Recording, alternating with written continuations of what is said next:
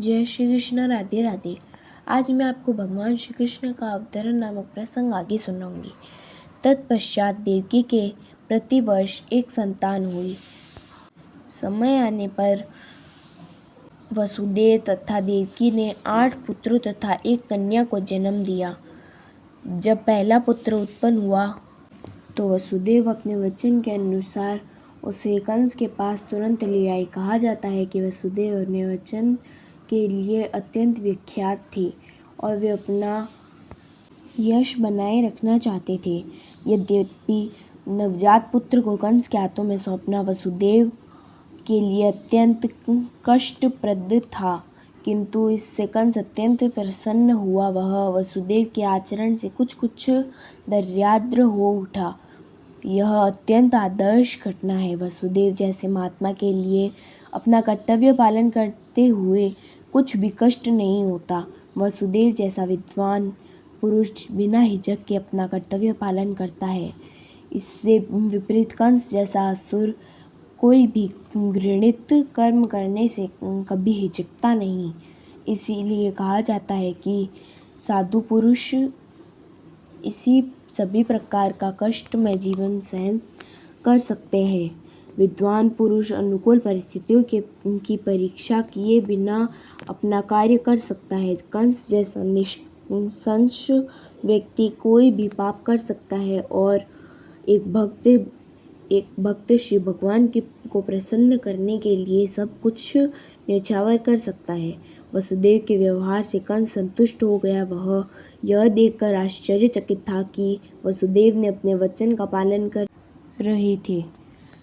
अतः उन पर दयालु तथा प्रसन्न होकर इस प्रकार बोलने लगा। मेरे प्रिय वसुदेव, इस पुत्र को मुझे भेंट करने की कोई आवश्यकता नहीं है। मुझे इस पुत्र से कोई खतरा नहीं है। मैंने सुना है कि तुम्हारा तथा देवकी का 8वां पुत्र मुझे मारेगा, तो फिर मुझे क्यों व्यर्थ ही इस पुत्र को स्वीकार करना चाहिए। तुम इसे वापस ले जा सकते हो।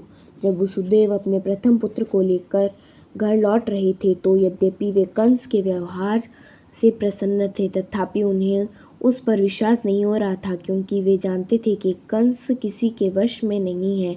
एक नास्तिक पुरुष कभी भी अपने वचन का पक्का नहीं हो सकता। जो व्यक्ति अपनी इंद्रियों को वश में नहीं रख सकता, वह अपने संकल्प में किस प्रकार दृढ़ हो सकता है। महान राजनीतिज्ञ चाणक्य पंडित ने कहा है, कभी भी किसी कूटनीतिज्ञ या स्त्री पर विश्वास न करना। जो लोग अनियंत्रित इंद्रिय तृप्तियों से आश्रित हैं, वे कभी भी सत्यनिष्ठ नहीं हो सकते, न कभी उन पर विश्वास किया जा सकता है। उस समय कंस के पास महर्षि नारद आए।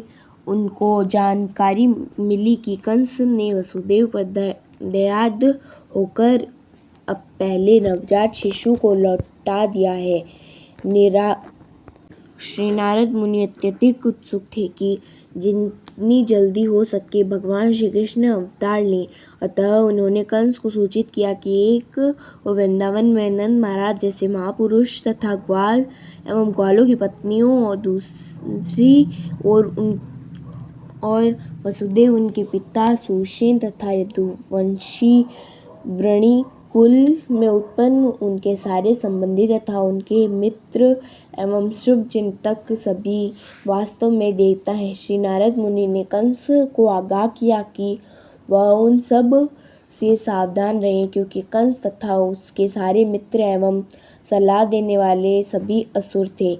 असुरगण सदैव देवताओं से भयभीत रहते हैं। इस प्रकार श्री नारद मुनि से विभिन्न परिवारों में देवताओं के प्रकट होने की जानकारी प्राप्त करके कंस तुरंत चौकन्ना हो गया।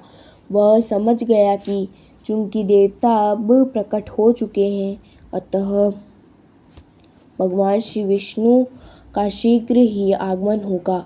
उसने तुरंत अपने बहनोई वसुदेव तथा बहन देवकी को बंदी बना लिया और उन्हें कारागार में डाल दिया। वसुदेव तथा देवकी लोहे की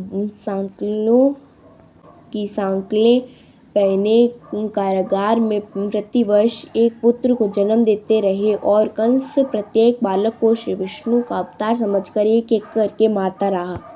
वह 8वें पुत्र से विशेष रूप से भयभीत था, किंतु श्री नारद मुनि के आने के पश्चात वह इस निष्कर्ष तक पहुंचा कि कोई भी बालक कृष्ण हो सकता है। अतः वसुदेव तथा देवकी से उत्पन्न सभी संतानों को मारना ही श्रेष्ठ कार्य होगा। कंस के इस व्यवहार को समझ पाना बहुत कठिन नहीं है।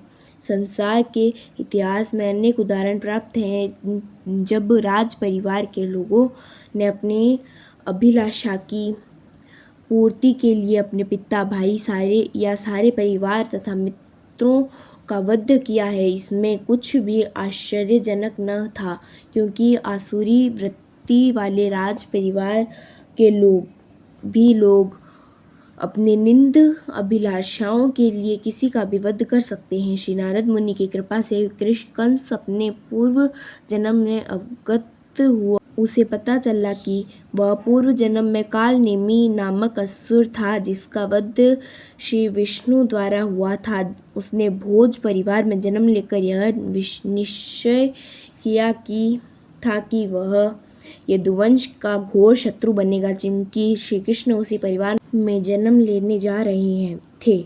अतः कंस अत्यधिक भयभीत था कि वह पूर्व जन्म की ही भांति श्री कृष्ण के हाथों मारा जाएगा। सर्वप्रथम उसने अपने पिता उग्रसेन को बंदी बना लिया, क्योंकि यह यदु, भोज तथा अंधक वंशों का प्रमुख राजा था। उसने वसुदेव के पिता सुसेन के राज्य पर भी अधिकार जमा लिया और अपने आप को इन समस्त देशों का राजा घोषित कर दिया।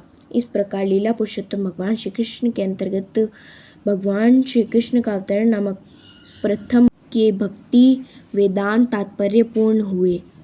अगली वीडियो में मैं आपको देवताओं द्वारा गर्भस्य भगवान श्री कृष्ण की स्तुति नामक प्रसंग सुनाऊंगी। जय श्री कृष्ण। राधे राधे।